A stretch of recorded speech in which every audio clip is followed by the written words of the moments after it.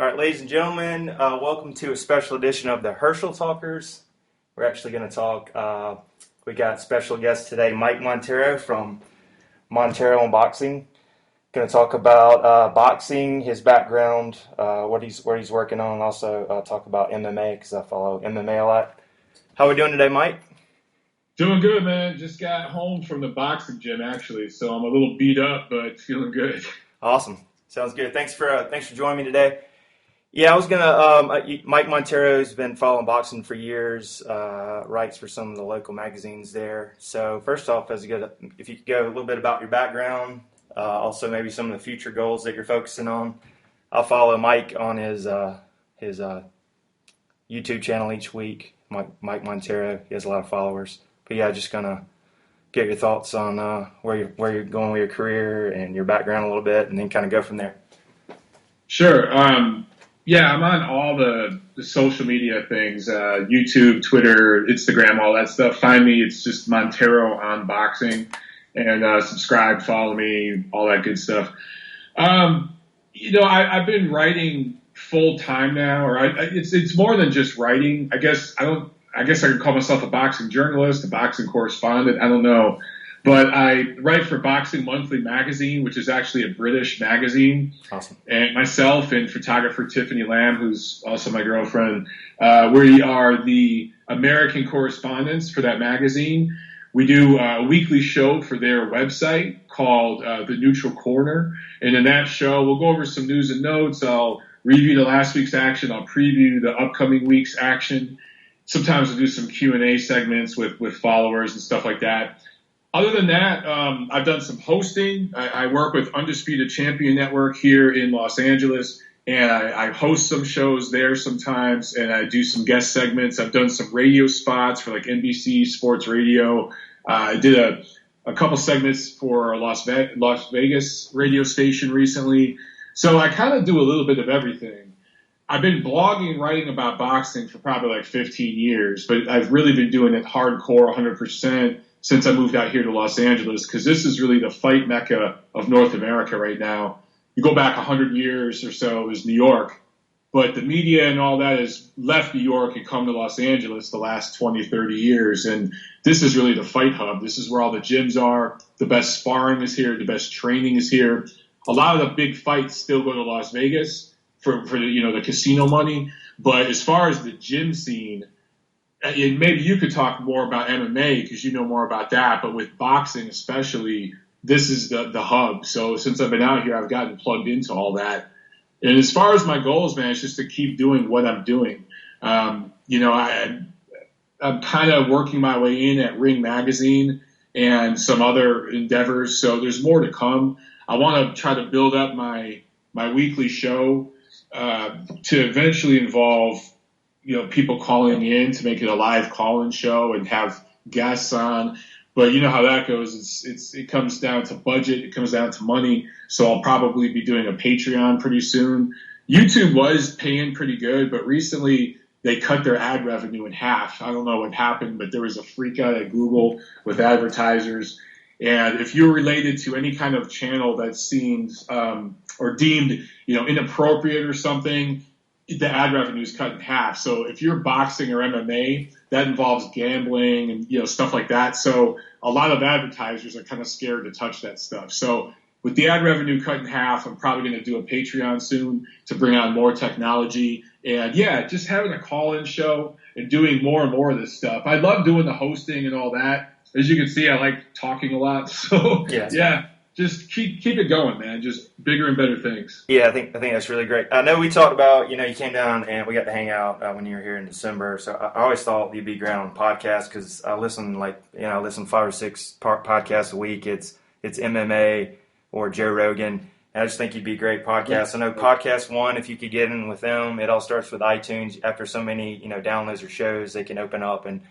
Like even Joe Rogan said, I know he's huge, but he's done on a plane with an iPhone. He'll be on a plane for 4 or 5 hours and do a show just him talking. So I just think you'd be great on that. I'm sure you can look into it. But podcasts, if you get on there, they're using all the advertising and all the downloads. Like for example, Chael Sonnen, I think it's after 5,000 downloads, which is a lot. You get 70 like 700 or whatever dollars, and then he has an average of 500,000 downloads. I know he's a big name because he's been throughout. Right. He's been champ or fought for it.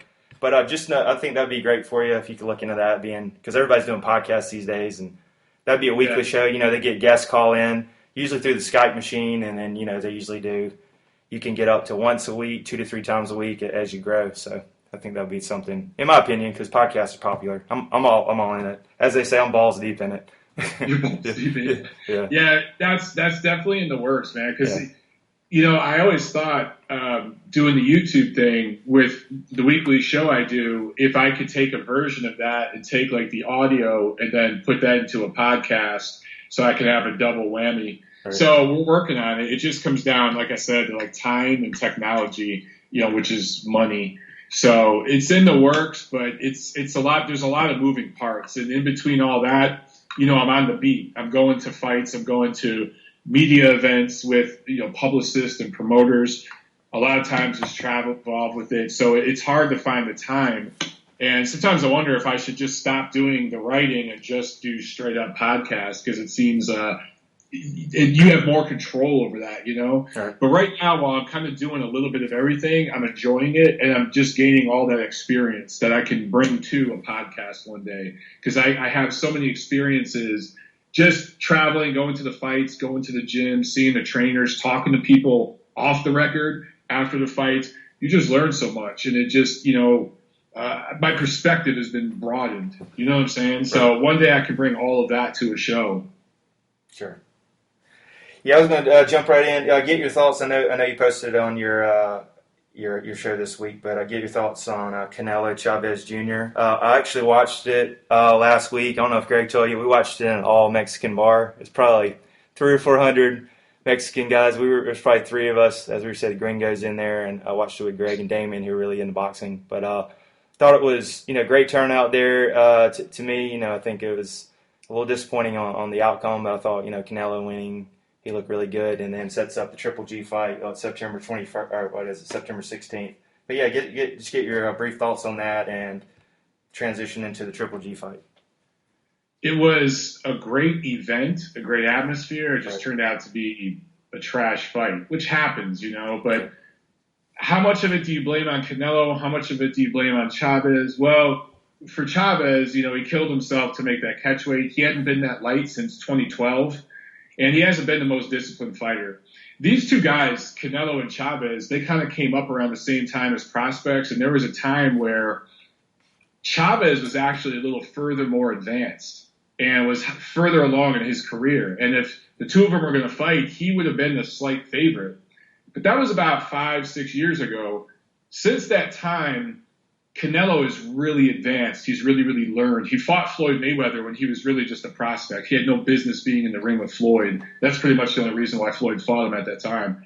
Floyd probably wouldn't fight this version of Canelo. But from that point on, Canelo lost that fight by decision, but he's grown and learned. And Chavez has just plateaued, if not, gone downhill.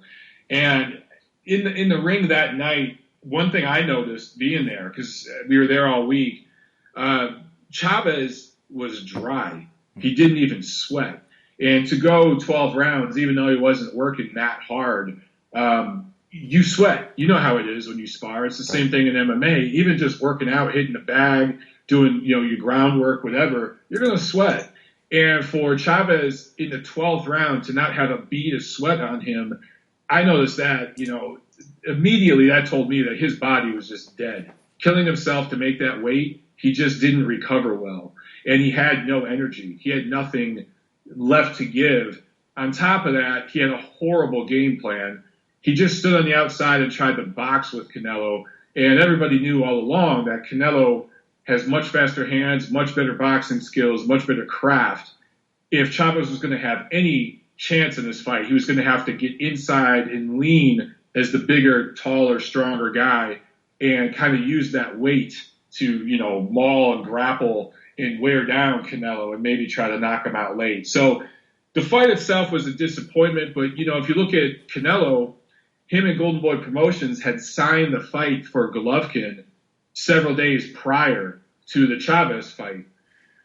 So for Canelo, he had to go in the ring, number one, entertain his fans, number two, win the fight, number three, not get injured. Right. So that kind of tells you why Canelo did just enough to win rounds. And he scored. I mean, he landed some hard punches. The one thing Chavez does have that is at an elite level is a chin. Right. He takes a great shot, especially from a smaller guy punching up at him. But Canelo put some, hard shots in there, but he never really went for broke. He never really tried to get Chavez out of there. He didn't want to take an unnecessary risk because that contract was already signed. Fans didn't know that at the time, but it was, I think, Thursday that the deal was done. But he had to not only win, but again, not get injured, cut himself, something like that. So, all things considered, it wasn't the best event, or the best fight, obviously. It was a huge letdown, but it led to the big fight happening. And this is kind of what we call in the business the sausage being made. And sometimes it's not pretty, But at the end, the Golovkin fight gets signed. Now it's September 16th, as you said. Full middleweight fight, no catch weights, no rehydration clauses, none of that stuff. It's a standard middleweight fight. Canelo has technically the lineal title from his win off of Miguel Cotto going back to 2015, and Golovkin has all the title belts. So these are the two top middleweights doing it. It's one of the biggest fights in boxing in years. And unlike Mayweather-Pacquiao, which took 6-7 years to be put together and was a complete dud, both guys are coming in for a cash grab. This fight's going to live up to all the hype. It's going to be a solid undercard, and these two guys are coming in there to win. Golovkin hasn't lost ever, and Canelo has only lost one fight, as I mentioned, when he was a prospect, and he's blossomed into this full, well-rounded prize fighter, and he's got a lot of pride on the line. So I think that this is one that's actually going to deliver, and right now they're just trying to figure out which venue. There's the leading candidates, I would say, are AT&T Stadium in Arlington, where the Dallas Cowboys play, and T-Mobile Arena in Las Vegas. But just today, Magic Johnson, part owner of the Los Angeles Dodgers, put in a bid with Oscar De La Hoya to do the fight here in Los Angeles at Dodger Stadium. Now, the taxes in this state are insane because the people that run this state are idiots, the politicians out here. But apparently, Magic Johnson made such a huge offer that it might be worth it. I know the Superdome in New Orleans made a bid. I know that the Giant Stadium in New York, or I guess it's New Jersey, they made a bid. Yankee Stadium, I know Madison Square Garden. So there's several venues around the country fighting to get this fight. It's going to be interesting to see how it plays out. In your opinion, if you could definitely pick one venue, what would be your personal opinion, or you'd like to see it?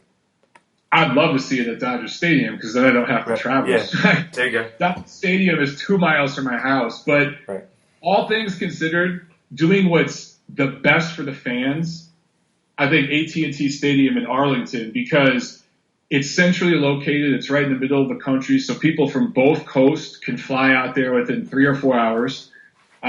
Even flights from Mexico. I actually researched this a little bit. Flights from Guadalajara, which is where Canelo's from, and Mexico City, obviously the biggest city down there. Both of those flights are about 2.5 hours and about $280 straight shot. So all the Mexican fans can fly to Dallas. The Mexican-American fans, there's a huge Mexican-American contingency in Texas. And then all the fans from Southern California could fly out there. Hell, they could, you could say they could drive out there, but that's a bit of a drive. So the neighboring states, though, people could drive in and then people could fly in from all over. 100,000 fans. If they priced it right, that stadium holds over 100,000.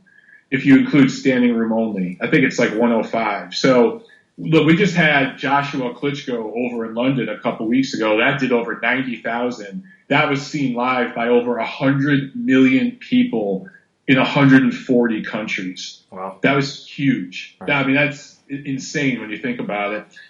If this fight happened, well, it is happening September 16th. If they do it right, it could shatter those numbers. So, boxing's having an amazing year. it doesn't have that one big blockbuster crossover American star, but globally, it's doing very, very well. Yeah, that was definitely impressive, the Joshua fight. I got some questions. Actually, 5 questions from Twitter. These should be pretty good for you, so I'll throw these at you. Well, since we're talking about Canelo and Triple G, question is, if Canelo wins the middleweight title, does he fight the quality of opposition that Triple G fought at middleweight, or should we expect another masquerade as the last 2 years have been for Canelo at 154? No, I think he'd stay at 160. I think from this point forward, look, the last fight he weighed 164. Now for Golovkin, he's going to weigh 160. I don't see him ever going down again. He's 26 years old, and cutting weight, you could do that in your early 20s, even your mid 20s. But he's approaching his late 20s. He's not going to be able to do that anymore.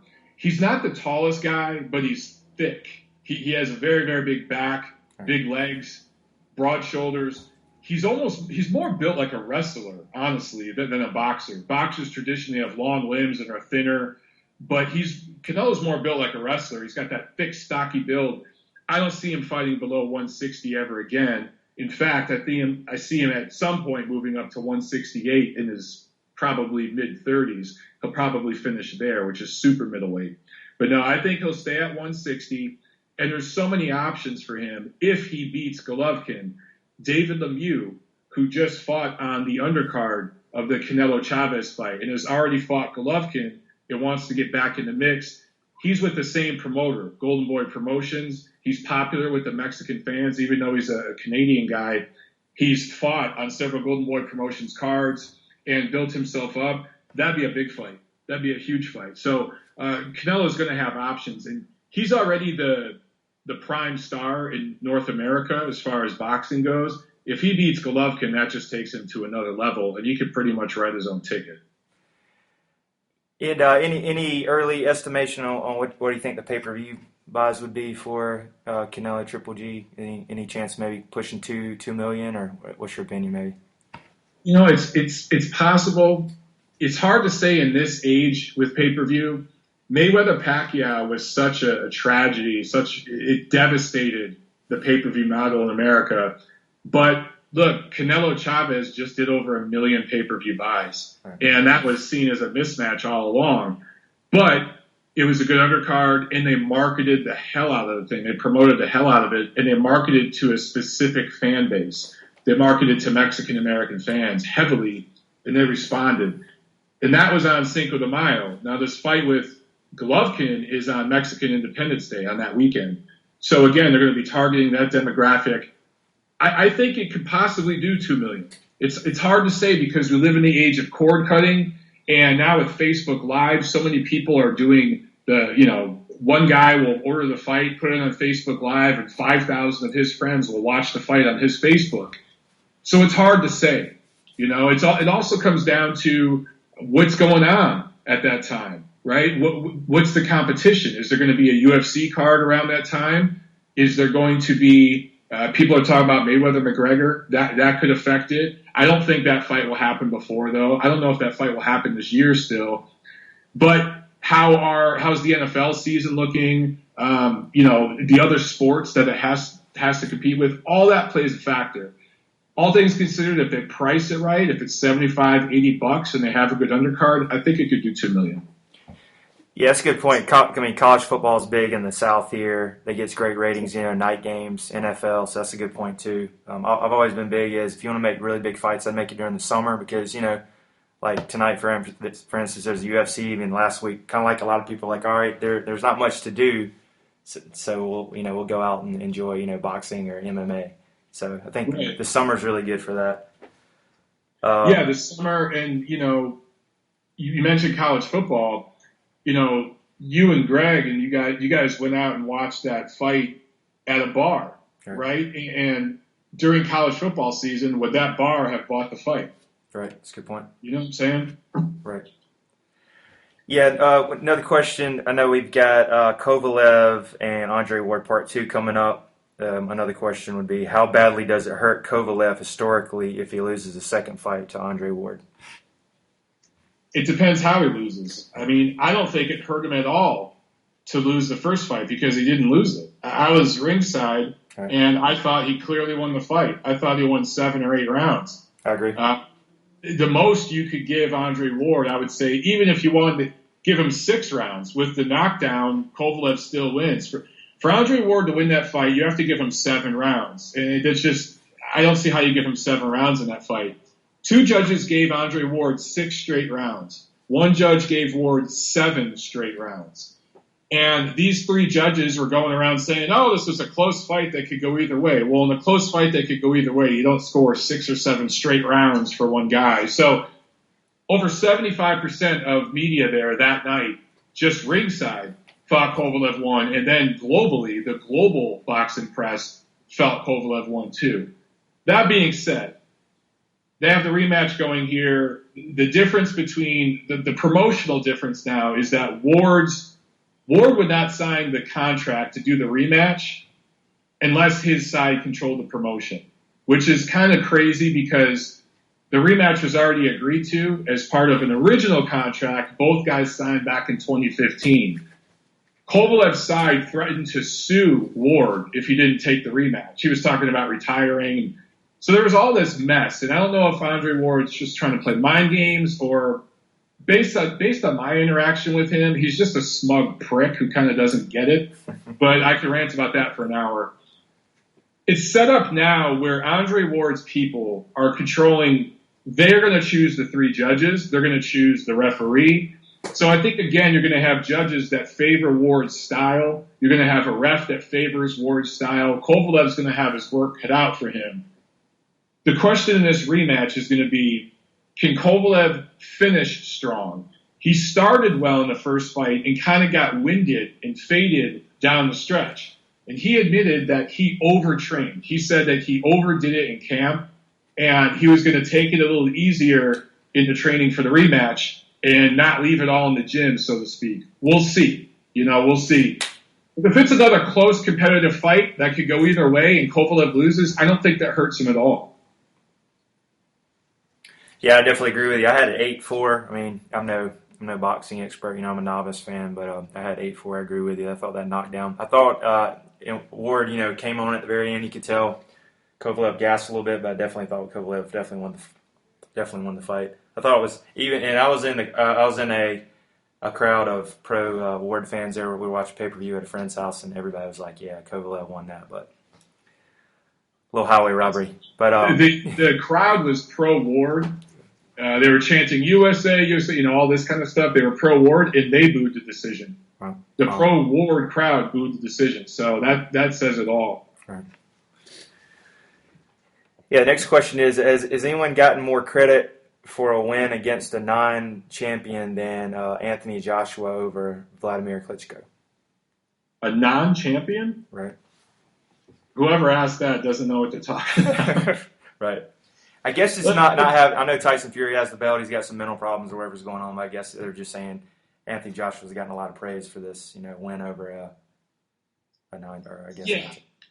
On paper, to somebody who doesn't know a lot about the situation, I could see why it wouldn't look impressive to them. But if you know the background of what's been going on, and I could give a little bit of it, but Vladimir Klitschko is an all-time great heavyweight. He's the last great heavyweight we've had in boxing. He doesn't get the respect he deserves here in America due to demographics. And, I don't want to get political, so I won't go down that road. But he's never going to get the respect he deserves on this side of the pond. Over in Europe, he's a bona fide star. Germany, for instance, over 10 million people watched the fight with Joshua. I think that's a 40% market share of their TV over there. So imagine almost half of a country tuning in to watch a sporting event. Klitschko's not even from Germany. He just lives there now. So he's a huge star over there, and he was champion for over 10 years. The only fighter, actually, he held the title longer as far as days than any other heavyweight in history. The only other guys that come close are Larry Holmes and Joe Louis. And I rate Joe Louis as the number 1 heavyweight ever. A lot of people rate Ali as number 1. I have Ali too. I rate Joe Louis number 1. and I have Larry Holmes in my top 5. Klitschko's up in that company. The only guy who had more title defenses, I believe, was Joe Louis, maybe Larry Holmes, but he was right around there, number 2 or number 3 all time. So he did lose that fight to Tyson Fury. It was an awful fight. Come to find out later on that Tyson Fury tested positive for a banned substance, nandrolone, earlier in 2015. This was before he fought Vladimir, but he tested positive for synthetic testosterone earlier that year. And Klitschko wasn't made aware of it until 6 months after that first fight. And they were supposed to do a rematch. Klitschko at that point demanded VADA testing. VADA is the best testing, not just in martial arts, but in all sports, any sport. VADA is the best. And Vladimir Klitschko demanded that, and Tyson Fury tested positive for cocaine. He has since been suspended.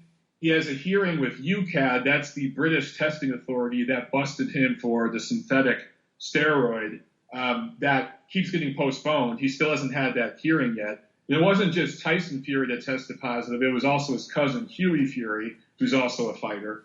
So Tyson Fury is not even licensed right now. He's not ranked, and he hasn't fought in it's been well over a year and a half now. So he's a complete non-factor. And Klitschko, yes, he lost that fight, but he just flat out took Tyson Fury lightly. Just to give you just one quick statistic on this, the fight before Fury, Klitschko weighed 241. He came in fighting Tyson Fury, I think, at 245, 246. His last fight with Joshua, he weighed 240. So you see he gained about 5 pounds against Fury. He had a light camp, took him lightly, and, he lost that fight. But since that time, Klitschko has dedicated himself and came into this fight with Joshua the best he could be. Now, yes, he's still in his 40s. He's still past his prime. But that version of Vladimir Klitschko beats any other heavyweight in the world, including Tyson Fury, which, by the way, betting odds had Klitschko as the favorite against Tyson Fury in the rematch because Vlad was taking him seriously this time. And I think Tyson Fury knew that too, and I think that's why he self-sabotaged himself with the cocaine and all that. But I think Anthony Joshua deserves all the praise he's getting and then some. If he goes on to be a great heavyweight, we're going to track it back to this fight with Klitschko that basically was his college graduation into the big time. You think that's the old cliche to, become a legend? You got to beat a legend, and that's what he'll be known for, is beating Klitschko. Yeah, because, we don't always get that passing of the torch kind of event. And a lot of Americans just aren't aware of who Vladimir Klitschko is. And yes, he did lose that fight to Tyson Fury. He lost it fair and square. It was an awful fight. Neither guy did much, but Fury did a little bit more. It wasn't the best version of Klitschko. Joshua didn't beat the best version of Klitschko either. I think Vladimir Klitschko 5-10 years ago would have knocked out Anthony Joshua. He would have knocked out Tyson Fury. But Joshua did beat a much better version than Tyson Fury beat. And it wasn't just beating him, it's how he beat him. He put Klitschko down. The old man got up when most guys would have quit. He knocked Joshua down. And most inexperienced fighters at that point would have panicked and found a way out. Joshua fought back. For the next couple rounds, Klitschko was tuning Joshua up. Joshua took it. And then he ends up stopping the old man late. It was a classic fight. One of the best heavyweight fights we've had in decades, all things considered. We've had better slugfest between journeyman level heavyweights, but I mean at this level, at the championship level. I think it's clear right now, Anthony Joshua is the man at heavyweight, and Tyson Fury is a non-factor. Until Tyson can get back, handle his situation with UCAD and VADA, get licensed, pass a drug test, get ranked, win a tune-up fight, and get under 300 pounds, he doesn't matter. He's a non-factor. What do you think's next for, in your opinion, for Anthony Joshua? Well, Vladimir Klitschko has the option if he wants to take a rematch. Right now, he's on vacation with his family for the next couple weeks, and he's thinking about it. He did get a pretty bad cut in the 5th round of that fight, and somehow fought through it for 6 more rounds, which is another amazing feat in that fight. But he's got to decide what he wants to do. Apparently, we'll know within the next week or two if he wants to do a rematch. Now, if Klitschko wants to do a rematch, that's what we'll get next, and that will probably be either at the very end of this year or the beginning of next year, depending on how fast that cut heals up for Klitschko. If he doesn't want to do the rematch, then the sky's the limit for Joshua. There's two other guys with titles. There's an American, Deontay Wilder, who I think would have a really good chance against Anthony Joshua because he throws a very good straight right hand like Klitschko does. He's just younger and in his physical prime, and he's even a little taller than Klitschko. So he'd have a good chance, but I'd still favor Joshua. And then there's a fighter out of New Zealand who holds a minor title named Joseph Parker. So maybe a unification with one of those guys, maybe a Fury can get himself together. Maybe that fight could happen, but the nearest that could happen is 2018. So I just think for AJ, he just needs to keep lining him up and knocking him down. He's a brand over there. He's a major brand. I've talked to people in London, in England. I talk to a lot of my followers are from the UK because of who I write for. And they tell me he's not just the most popular fighter. He's the most popular athlete in the United Kingdom already. And the guy's 28. I think he's got 19, 20 pro fights. He's a star, man. Yeah, definitely. I saw the highlights of it. Definitely impressive fight, and it was definitely stood out as just they were trading back and forth. So yeah, it was definitely an impressive fight. What does it say about the quality of modern boxing that British fighters are finally proving themselves internationally? Well, boxing started in England. The actual Queensberry rules and all that, you go back to the late 19th century. I mean, all that started in England. So the sport began there. The one thing I used to always say about British fighters is they had a lot of heart, but just not a lot of skill. What you started to see in the last 20 years or so is a lot of the training methods that they've taken on over there were mimicking and mirroring the American trainers, the American fighters. They used to kind of do everything the British way. Well, they started kind of adopting our styles over here, the way we fight, a little more of an athletic style, moving more upper body movement, things like that. And also, look, the floodgates have opened with Eastern Europe, with the collapsing of the Iron Curtain and all that stuff. All these countries before that weren't allowed to compete professionally, but always competed with us in the Olympics, with amateur boxing and Olympic boxing. Once communism fell and all these guys in Eastern Europe started to be able to come over, some of them based themselves in Germany, some of them based themselves in England, some of them have even come over to America now. Those guys have just taken over the sport in a lot of ways. But, the one thing about the UK scene specifically is they have a dedicated network support. Sky Sports is basically their ESPN over there, but they have pay-per-view through Sky Sports. The promoters over there have been smart too. They started streaming. There's Box Nation, which is a boxing-only network that you can get, but they also do streaming over there. And they've been doing that for 6 years. And the American promoters over here, UFC included, have just recently gotten into the streaming stuff, where these guys over in the UK have been doing it for years. So that technology, they've kind of been ahead of the curve. They've kind of looked at some of the things we did wrong over here, and they're correcting it. Their ratings, their pay-per-view sales, the amount, the attendance for fights, all that stuff is way higher per capita than over here because they put on the right events. So it's a few different things. The one thing I'll say about a lot of American fighters is they're entitled. And I call this the Floyd Mayweather effect. I probably sound like I'm beating up on Floyd, and I don't mean to do that, but he didn't create this monster. He was just the latest and greatest of it. But there are a lot of American fighters who get to a point where they're making money on pay-per-view, and they only want to fight once or twice a year on pay-per-view, and they want $10, $20 million. They're not going to take a tune-up fight for $500,000 on free TV. They get to a certain point where they don't want to do that. These British fighters, they travel, they come to America to fight, they go overseas, they go to Asia if they have to, they go Latin America, wherever they have to go, And they will do stay busy fights. They'll take less money to put a fight on free TV. They don't put all their fights in casinos. Here in America, so many fights have been in Vegas, so many of the big fights. That's another reason why I hope Canelo Golovkin goes to Texas instead of Las Vegas. The casino money is great for the promoter, it's great for the fighter, not always good for the fans.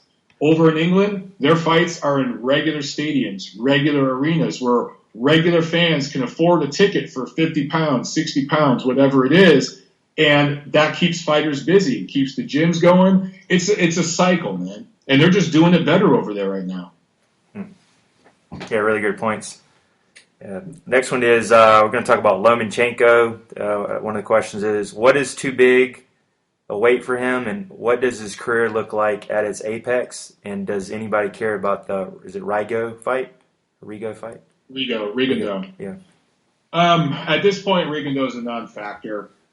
For a lot of different reasons, a lot of these Cuban defectors, I talked about the communist system, which is kind of changing now in Cuba, I guess, but their amateur system is great because they basically have boxing camps over there where they take these young kids and they put them in these boxing camps, and they've always competed well internationally in the amateur system. In the Olympics, they always rack up medals and stuff, but they can never fight professionally. So some of these Cuban guys would defect. And unfortunately, I can't go into detail, but I'll keep it vague. But some of these guys have to work through organized crime to get to America. And by the time they get here, they already owe people money before they've even had a pro fight, just to get on that boat and get over here, get their papers, all that stuff. So with Rigondeaux, he's just another in a long list of Cuban fighters who's had a bunch of people talking in his ear, pulling him in different directions, and he's made some really bad business decisions. And on top of all that, he's just not a very exciting fighter. Craft-wise, he's amazing. But as far as, he doesn't quite understand that here in the States, American fans want action. And he's just not marketable. He hasn't tried to learn English. I could go on and on. So a couple of years ago, I think there was real interest among diehard fight fans to see Lomachenko and Rigondeaux. The difference is, over the last 2-3 years, Lomachenko has climbed to higher heights, and Rigo has just plateaued. His career's gone nowhere. He hasn't fought top fighters, hasn't been active. I think at this point, if they fought, I think Lomachenko stops him late. I don't even think it's very competitive after a few rounds. For Lomachenko right now, he's at 130. I think his max is 135. He could make 126 easily right now. The only reason he moved up in weight is because nobody would fight him at 126. So he's having problems even finding opponents at 130. But eventually he's going to move up too much to where he doesn't have enough power to keep guys off of him. But right now, I'd say anywhere from 126 to 135, I favor him over any fighter in the world. Might not knock them all out, but he boxes circles around him. And what he does is so beautiful, the way he moves. He's Baryshnikov with boxing gloves, basically. And I think the sky's the limit for him. He is learning a little bit of English. I don't know if he's ever going to be fluent. So I don't know if he can ever be a crossover star. I don't see that. But he's definitely putting together a Hall of Fame career already. Yeah, he's definitely fun to watch. He's been really impressive. It looks like the Matrix out there. And transitioning that, I don't know if you follow him on Instagram or anything, but he actually sparred with ex-135-pound champion T.J. Dillashaw in MMA. And T.J. Dillashaw, he was interviewed and said, hung with him for the first round, and then 2, 3, and 4, they went 4 rounds. He just kind of broke him and started figuring him out because he had a different way of setting him up, even though he is an MMA fighter. But he just said he's the best he's ever seen, and it was great working with him and just good round work with him, pad work and everything. But I just saw that. Oh yeah, that kind of sparring. Yeah, that can only help you. I've heard some of these stories about Lomachenko sparring. One guy was telling me that Lomachenko knocked a guy out, like punched him and knocked him down, and crouched down and caught him before he hit the canvas and lifted him back up and said, "Hey man, don't go down. I want to keep fighting." Like literally awesome. knocked the guy down and caught him before he hit the canvas and lifted him back up. And the guy was like, "Oh shit, okay." So you get all kinds of gym stories about the guy. He's a gym rat too. He's always in shape. That's awesome. Yeah, then transition and talk a little MMA, boxing. We can bring up Conor McGregor versus Floyd Mayweather if that ever happens. From doing a little research, I mean, first when I heard it, I thought, and I think we even talked about it, it was going to be more of a circus or a shit show, as I was calling it. But everybody thinks there's a puncher's chance. But when I kind of sat back and looked at it, I'm like, all right, Conor McGregor, 21-3 MMA, 155, and was the 145 champion for UFC. He's 5'9", 155, probably walks around like 168, 74-inch reach, and then you got Floyd Mayweather, 49-0, probably one of the best defensive fighters ever. 5'8", even though I've never seen him in person. I've heard he's tiny guy, 72-inch reach. I mean, your opinion. I know you're a boxing guy. This thing can get lucky to get out of 3 rounds. I know it's going to be more of a circus leading up to it, but just get your thoughts on it. And personally, I think it goes the distance, right. Which the travesty it shouldn't, but I think it will.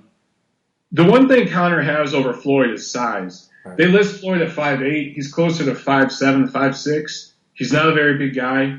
Floyd walks around soaking wet at 150 pounds, and he's a gym rat. He stays in the gym constantly to stay at that weight. If he stopped lifting or doing anything like that, he'd probably be even smaller. He's just not a big guy. But, skill-wise, even though Floyd hasn't fought now in, 2 years? Right. Or no, almost 2 years. By this fall, it'll be 2 years. By the time these two guys fight, Floyd will have been off for at least 2 years, 2.5. With that ring rust, and with the fact that Conor is a much stronger guy, and that Conor would be punching from very awkward angles, I think, people say puncher's chance. Yeah, maybe. But,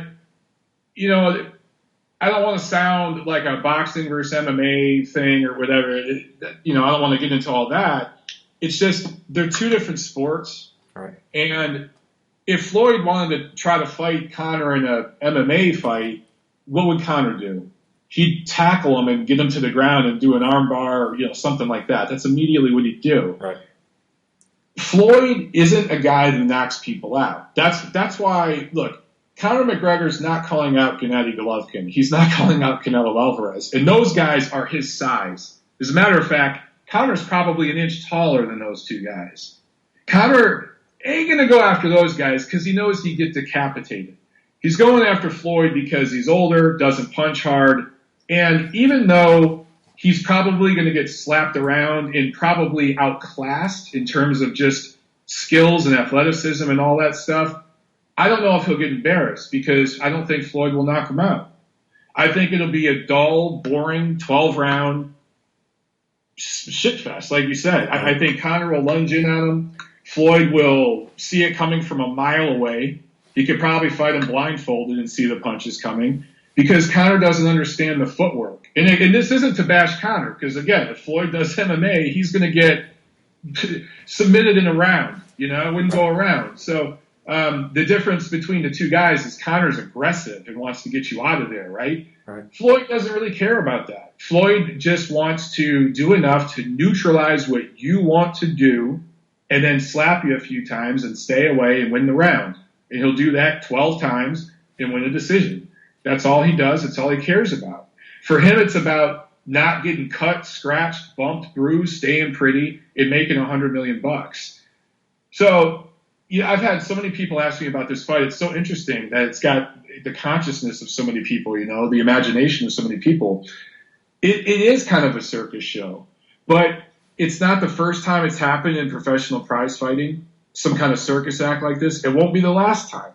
So if you're the UFC, I've heard from people that know who are plugged into that world that the UFC people do not want it.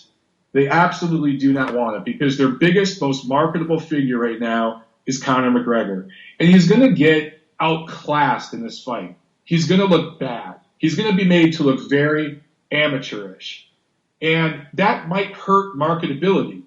But then again, it's going to make them so much damn money, and it's what it seems to be what Conor wants to do.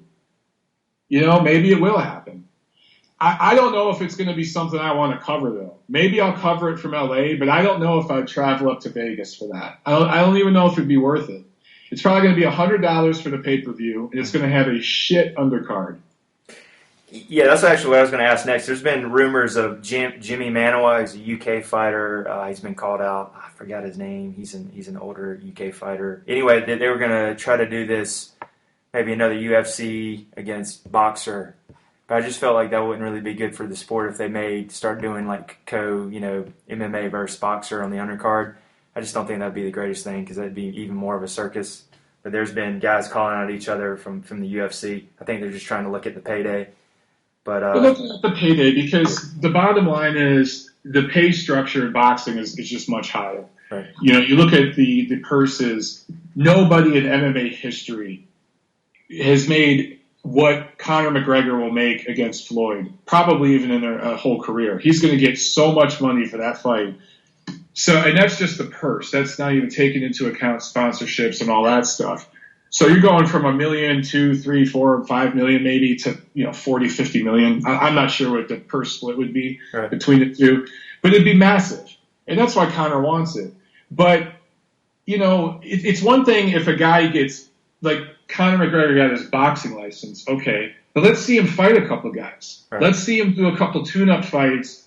Then maybe I'll get interested. And by the way, it's the same thing if Floyd wanted to do MMA. I wouldn't want to see him fight in an MMA fight unless he got licensed and he had a few fights in MMA and beat a few, even if they're journeymen. Because, look, I've seen Conor McGregor sparring journeymen in the gyms out here, and he was getting tuned up by journeymen and sparring. Yeah. So it just doesn't look good. Now, look, maybe he comes out there and lands a crazy wicked punch out of left field and catches Floyd sleeping. I mean, it's within the realm of possibility. But there's possibility and probability. Right? It's just like we were saying with Canelo Chavez. Well, maybe Chavez will show up this time and it'll be another great Mexican war. Well, that was possible, but the probable happened. Canelo Álvarez dominated. That's what's going to happen if these two fight.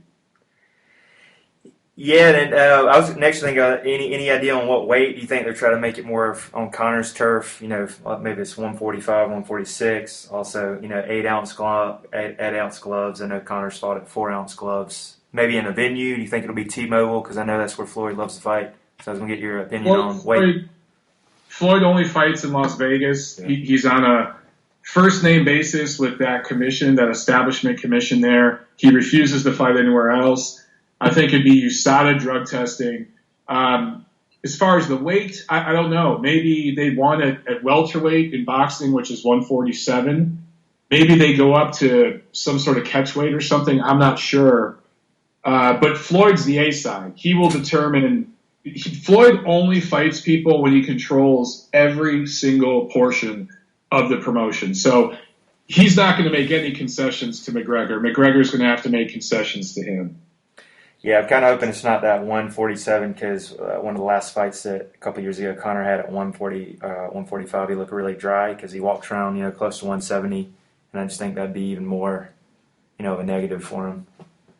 But definitely be interesting for sure. It'll be one of those circus acts that a lot of people talk about and a lot of people buy. If that fight gets signed, I will tell everybody I know to save your money, find a stream on Facebook or something for free, find an illegal stream, go to a bar, do not spend your $100, but people will do it. Exactly. In your opinion of when you think it'll happen, because, it just came out, Dana White was saying, when they announced the Triple G Canelo fight September 16th, that he was like, that's the date we were looking at, oh well, and he did say, I'm going to be there now and watch that, so any idea it's not going to happen in September when it might actually happen or later in the year? When does it make sense to do it? Do you do that fight in October, November? I'm not sure. Do you do it next May? The thing is, they have to announce it ahead of time enough to where another fight doesn't get announced first. They wanted the September 16th date, but they kept waiting because the two sides are bullshitting with the negotiations, right? And so Golden Boy said, okay, well, we'll take that date. And they announced it. So now Mayweather McGregor's off. And that's what just leads me to believe that, 50% chance that fight just never happens. Because again, by next May 2018, that's 2.5 years since Floyd's fought, right? So is he going to want to get back in there at this point, or does he want to stay retired? I don't know. Meanwhile, they're talking about all this, and I know Dana White's kind of like, all right, time to shit or get off the pot, Conor, because they want to do other stuff with McGregor. He's their star. Yeah. They want to get him back in the cage again, So if something's going to happen, I would say the expiration date for that fight is next May. If it doesn't happen by then, it's never happening. Yeah, definitely Conor needs to get into, the octagon by then, and he just had a child. I know that was the big thing. He won back in December in convincing fashion, won the 155 belt, but he just had a child, so I know they were trying to, he's trying to get ready for that. So, I wish they would go ahead and line something up because, I kind of want to see Conor fight again, just being an MMA fan. Exactly. He's the star. People want to see him fight. So, you could sit around and talk about this fantasy fight, but if nothing's happening, dude, you're wasting your prime. If he doesn't fight this year because he's waiting for Floyd, that's a year of his prime he wasted. You know what I'm saying? Right.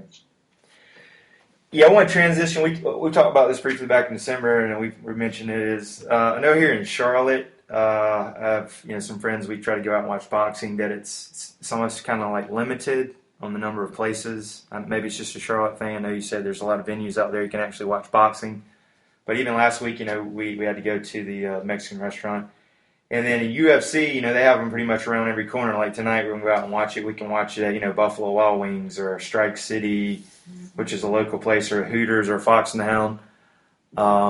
So I was just going to get your thoughts on maybe what boxing needs to do to maybe branch out and expand on where you can more viewing places or more venues, and kind of get your thoughts on that.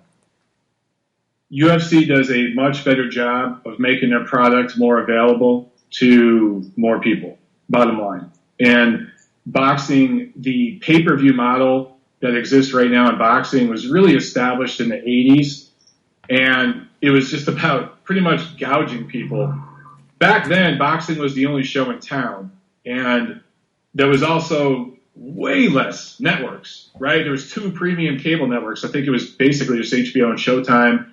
So you had a bigger control of, you had more market share. Now everything's so spaced out. What UFC does so brilliantly is, they market the fights on Spike or Fox or whatever it is, and then when they go to pay-per-view, they price it cheaply for commercial establishments like a bar.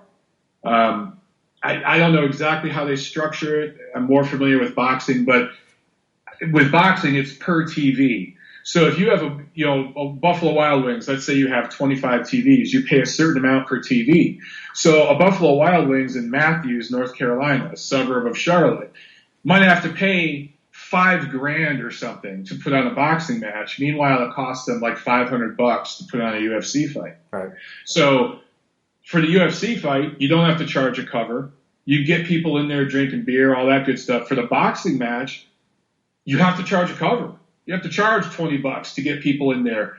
But you mentioned the Mexican restaurant you went to. Again, that fight between Canelo Chavez was marketed toward Mexican-American fans. Right. They did commercials in Spanish. They did a ton of Spanish-language radio and television stuff.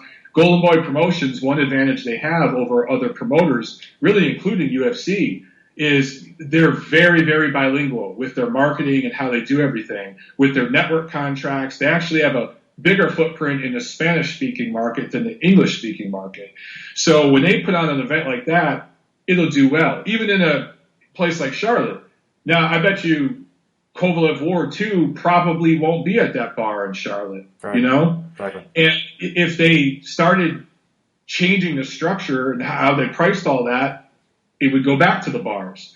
But right now, as it is, it doesn't make sense. Like, there's small casinos, maybe a couple hours away here in Los Angeles. There's tiny little casinos called like Fantasy Springs, and there's a few of them if you go out to the smaller towns near like Palm Springs and stuff.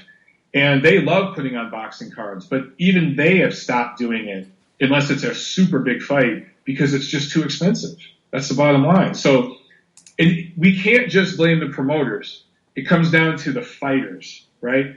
Floyd Mayweather and Manny Pacquiao for that fight where, Floyd made what, 200 million or 250 million in one night, and I think Manny made 140 million in one night. If they would have taken half of that, the fight could have been played in more bars, Sure. So the fighters themselves have to start accepting less money, and then it'll trickle down. Until that happens, I don't know, man. But, over in the UK, over in different parts of the world, the fighters don't get paid as much. Klitschko and Joshua, I think when it's all said and done with their sponsorship money, Klitschko will probably get over 30 million. Joshua probably got about 15 to 20 million. And for a fight of that magnitude that was seen by that many people, I mean, it's still a big, big payday. But compared to what Floyd did in his last fight, it's small. But what matters more? Being seen by more people or making more money? So that comes down to the athlete. Yeah, awesome, man. Yeah, looking at the time here, I know we both got to go, but I appreciate your time today. If you could tell us again, tell us your social media and your stuff again, how to follow you. Absolutely, man. Sure. Thanks for having me on. It's always fun to chat boxing. Montero on Boxing for Twitter, YouTube, Instagram, Facebook, all that stuff. Please subscribe to my channel. Check me out. Even if you're just a novice with boxing, a casual boxing fan, casual sports fan, I think you'd enjoy my channel because I try to break everything down in a way to where you don't have to be a boxing expert to understand what I'm talking about. Yeah, awesome. I appreciate that. And also you can follow me on Twitter, Herschel Talkers, or HerschelTalkers.com, and then also Herschel Talkers on my YouTube channel. And I really appreciate having Mike Montero today. All right, man. Have a good one. All right, you too. Thanks so much. All right. See you.